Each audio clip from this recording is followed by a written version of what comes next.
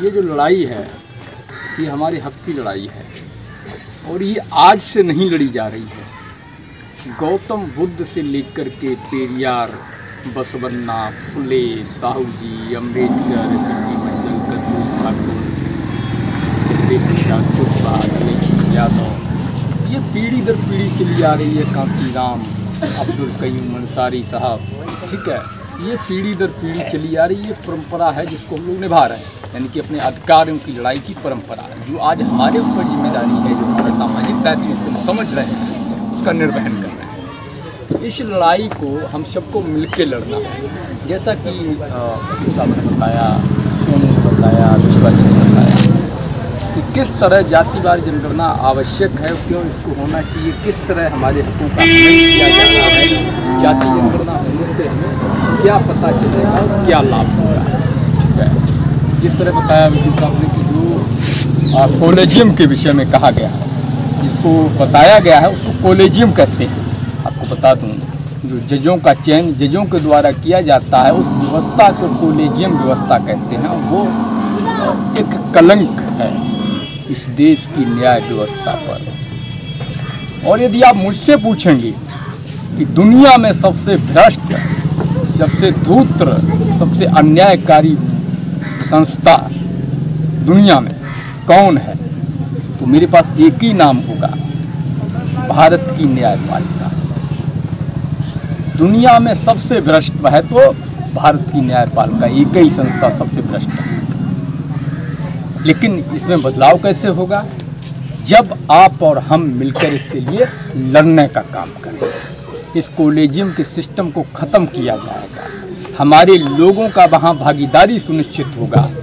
जब एक अंसारी का बेटा, एक दुनिया का बेटा, एक नोनिया का बेटा, एक ग्वाले का बेटा, आहिर का बेटा, जुलाही का बेटा, कुशवाहा का बेटा, नाई का बेटा, प्रजापति का बेटा, कुम्हार का बेटा, चमार का बेटा, धोबी का बेटा, जब ये वहाँ पर बैठेगा, जज बनेगा, तब जाकर ये व्यवस्था बदलेगी। जब इन जातियों के, इन किसान, कमीरा, मजदूर, हरबा, चरबा, सरवारा वर्ग के लोग, जब इनके बच्चे भारत के चीफ जस्टिस ऑफ इंडिया बनेंगे, तब जाकर के ये व्यवस्था बदलेगी, तब जाकर के न्यायपालिका में सुधार होगा। लेकिन वो सुधार होगा कब?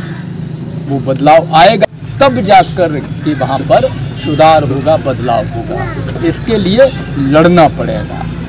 और मैं आप सभी से, जो भी हमारे साथियों ने आपको बताया, आपसे अनुरोध किया, मैं अपील करूँगा आप सभी से, जब भी जातिवार, जब भी जनगणना हो, 2021-22 में जनगणना होनी है, कर्मचारी आपके यहाँ आएगा, आप उससे पूछिए कि जो जनगणना का फॉर्म है उसमें क्या जाति का कॉलम है, क्या आपकी जाति को गिनने के लिए सरकार ने आदेश दिया है, क्या इसमें वो व्यवस्था की गई है।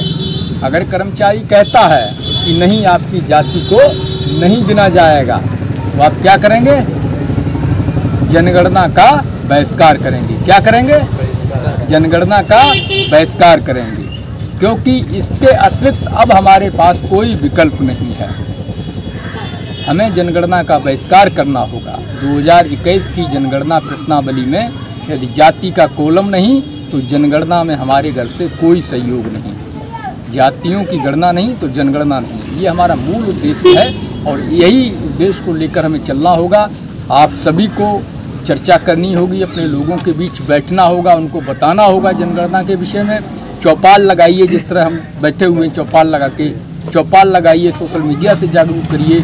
आप कैंपेन कर सकते हैं, कैंपेन करिए। और इस आंदोलन को मजबूत बनाने के लिए एक और अपील है हमारी आपसे कि आंदोलन अकेले किसी एक व्यक्ति, एक संगठन का नहीं है।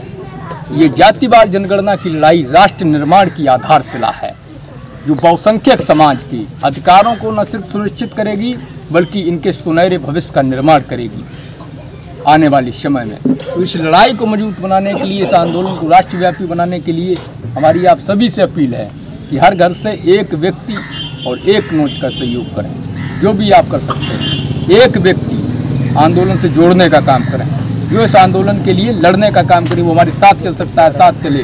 वो अपने स्तर से कैंपेन कर सकता है, अपने स्तर से कैंपेन करे, लोगों को जागरूक करने का काम करें। और आर्थिक सहयोग करने का काम करें, जिससे ये आंदोलन आगे बढ़े। धन्यवाद आप सभी को। जय भीम, जय भारत। नेशनल दस्तक की आपसे गुजारिश है कि अगर इसको बचाना चाहते हैं तो नेशनल दस्तक को सब्सक्राइब करने के लिए रेड कलर के सब्सक्राइब बटन को दबाएं, फिर बेल आइकन की घंटी दबाएं। नेशनल दस्तक को बचाने के लिए बहुत जरूरी है कि हर खबर को शेयर करें, लाइक करें, कमेंट जरूर करें।